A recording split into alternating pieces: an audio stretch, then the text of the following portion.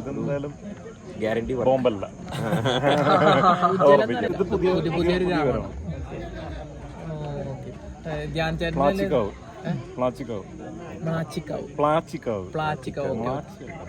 ബേസിന്റെ touch ഉണ്ടോ ഇതില്? ബേസിൽ help ചെയ്തിട്ടുണ്ടോ ഇങ്ങനെ ഒരു വേൾഡ് ഉണ്ടാക്കാൻ വേണ്ടി? ഇല്ല. എന്റെ ഡയറക്ടേഴ്സ് തന്നെയാണ് സ്ക്രീൻ പ്ലേ ചെയ്തേക്കുന്നത്. ഇന്ദ്രനീൽ ആൻഡ് രാഹുൽ അവർ തന്നെയാണ് അത് ചെയ്തേക്കുന്നത്. മാർച്ചിലല്ലേ? മെയ് എന്റെ ഫർദർ പരിപാടികൾ അറിയുന്നുള്ളൂ.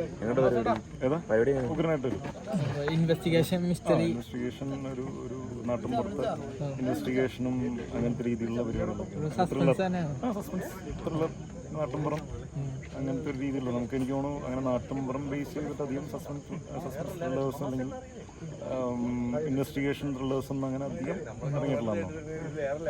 എല്ലാ ക്യാരക്ടേഴ്സും തന്നെ ഇതുപോലെ തന്നെ കുഞ്ഞിരാമയാണോ അതിൽ അങ്ങനത്തെ രീതിയിലുള്ള ക്യാരക്ടറൈസേഷനുള്ള ക്യാരക്ടേഴ്സും കാര്യങ്ങളൊക്കെ. ഞാനായിട്ട് ആദ്യമായിട്ടാണ്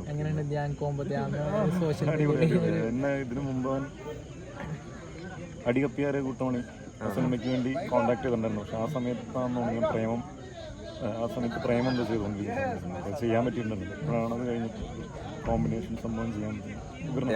വേറൊരു പരിപാടിയാണ്. ഇതെന്തായാലും ഗ്യാരണ്ടി ബോംബല്ല.